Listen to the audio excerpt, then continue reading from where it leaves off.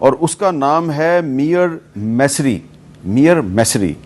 उसने आज Arabic language में उसने एक ट्वीट किया है, और उस अरबिक लैंग्वेज की ट्वीट का मतलब क्या है? After Iran's campaign we may seek to dismantle Pakistan's nuclear programme, जिसमें वो ईरान के साथ ही पाकिस्तान को गिन रहे हैं कि ये अगला खतरा हो सकता है।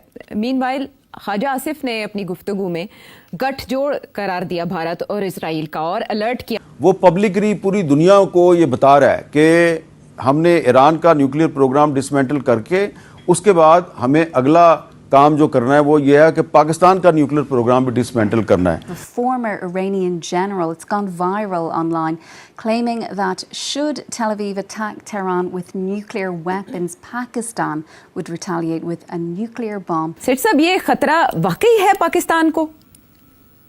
देखिए, मैंने भी कहा था कि Pakistan will be next after Iran. कौमी असम्बली में मौलाना फजलुर रहमान साहब ने, आमिर डोगर साहब ने और भी कुछ अरकान असम्बली ने इस खदशे का इजहार किया है कि ईरान के बाद इजराइल का अगला निशाना पाकिस्तान हो सकता है। और क्योंकि पाकिस्तान मजहब के नाम पे बना था, इस्लामिक रिपब्लिक ऑफ पाकिस्तान है, तो वो समझते हैं कि ये जो पाकिस्तान का जो न्यूक्लियर प्रोग्राम है, ये जो न्यूक्लियर वेपन्स हैं, ये फिर शायद मुसलमान दुनिया और इधर उधर भी जा सकते हैं। और इन्होंने ये बात की है कि पहला जो है वो ईरान है और दूसरा जो है वो पाकिस्तान है। मगर अब ये जो इजराइल और इंडिया का जो नेक्सस बन चुका है, this has been very worrying for Pakistan. नमस्ते दोस्तों, जय हिंद। हिंदुस्तान स्पेशल में आपका स्वागत है। दोस्तों, ईरान पर मिसाइलों की बारिश के बाद अब पाकिस्तान में खौफ का माहौल है। वजह है इजराइल के एक एक्सपर्ट का ऐसा दावा है कि जिसने इस्लामाबाद की नींदें उड़ा कर रख दी हैं। इजरायली लेखक और अंतर्राष्ट्रीय मामलों के जानकार मियर मैसरी ने यह दावा किया है कि ईरान के बाद अब इजराइल की निगाहें पाकिस्तान के परमाणु कार्यक्रम पर टिक गई हैं। यानी ईरान के बाद अब पाकिस्तान के परमाणु ठिकानों पर हमला किया जा सकता है। यह बयान ऐसे वक्त में आए जब ईरान और इजराइल के बीच तनातनी चरम पर है। दोनों ओर से दिन रात मिसाइलों की बारिश हो रही है। सोशल मीडिया पर इजरायली प्रधानमंत्री बेंजामिन नेतन्याहू का एक पुराना वीडियो भी वायरल हो रहा है, जिसमें वो ईरान के बाद पाकिस्तान पर भी हमला करने की बात करते सुनाई दे रहे हैं। इस वीडियो और मैसरी के बयान के बाद पाकिस्तान में सोशल मीडिया पर बहस तेज हो गई है। लोग सवाल पूछ रहे हैं कि क्या वाकई इजराइल अब पाकिस्तान के परमाणु ठिकानों को निशाना बना सकता है? क्या यह सिर्फ मनोवैज्ञानिक दबाव है या कोई असली तैयारी भी चल रही है? पाकिस्तान के सैन्य हलकों में भी हलचल देखी जा रही है। और इन्होंने ये बात की है कि पहला जो है वो ईरान है और दूसरा जो है वो पाकिस्तान है। जो नेतन्याहू की वीडियो, उन्होंने ऐसा कहा है, ईरान के साथ उन्होंने नाम लिया है पाकिस्तान का कि जी दो इस्लामिस्ट स्टेट्स और हमें जिनसे खतरा है, एक तो ईरान है, दूसरा पाकिस्तान। उस वक्त नेतन्याहू ने ये कहा था कि जो पाकिस्तान है उसको तालिबान क्योंकि बहुत बुरे तरीके से जो है वहाँ पर घुसे हुए हैं और वहाँ पर दहशतगर्दी हो रही है, तो जिस जो इस्लामिक स्टेट हो और उसमें दहशतगर्दों को इतना ज़्यादा उन अमल दखल हो, तो फिर उसकी ख़तरा होता है कि कहीं उनके हाथों में ना चले जाए। इसलिए हम जो है ये कह रहे हैं तालिबान की वजह से कि ये ख़तरा है।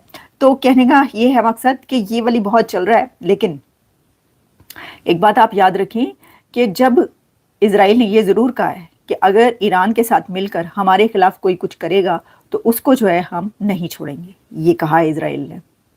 लेकिन ईरान ने भी कहा है कि अगर इजराइल के साथ मिलकर हमारे खिलाफ कोई कुछ करेगा तो उसको भी हम नहीं छोड़ेंगे।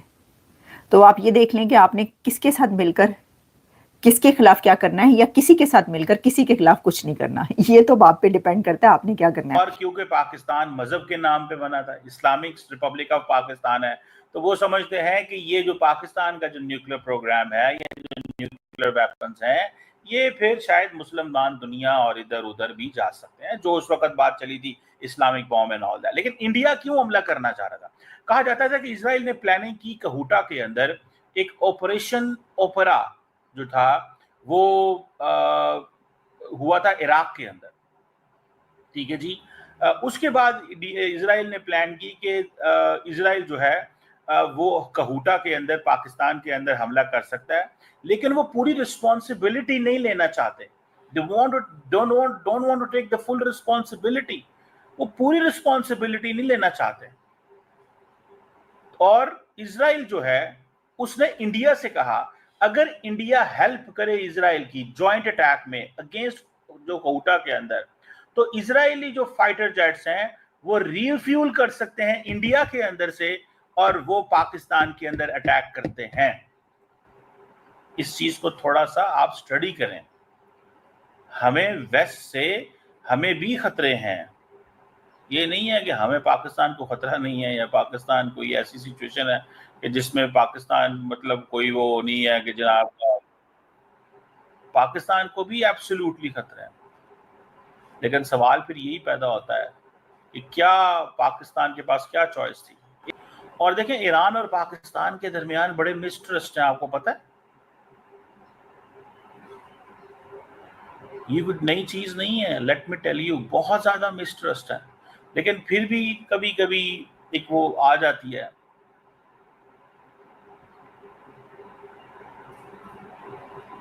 अगर मैं इस पे वो जिसे कहते हैं ना, इस पे थोड़ा कमेंट करूं, तो ये बड़ी इंटरेस्टिंग चीज है, ये एक बड़ा वो अब इंटरेस्टिंग आती है। दूसरी खबर की तरफ। दूसरी खबर यह है कि इंडिया की तरफ से क्लियर कट स्टैंड आ गया है। भारत की तरफ से, भारत के जो फॉरेन सेक्रेटरी हैं विक्रम मिस्री वही हैं जो कि इंडिया और पाकिस्तान की 4 दिन की जंग के बाद सबसे पहले सामने आए और उन्होंने आकर दुनिया को, मीडिया को ये बताया कि ये हालात हैं और फिर हमसे क्योंकि ये राब्ता किया गया है और फिर उसके बाद दोनों DGMOs में ये हुआ है और ये जंग जो है ये रुक गई है, सीज फायर हो गया, उन्होंने बताया था। अब उन्होंने ये बताया है, उनकी वीडियो धड़ाधड़ चल रही है विक्रम मिस्री साहब की, और उन्होंने ये कहा है कि ट्रंप और मोदी के बीच राब्ता हुआ, प्रेसिडेंट ट्रंप और प्राइम मिनिस्टर नरेंद्र मोदी के बीच कांटेक्ट हुआ है और ये कांटेक्ट थ्रू टेलीफोनिक कन्वर्सेशन है और इस पर जो है 35 मिनट्स की बात हुई है मोदी और ट्रंप के बीच।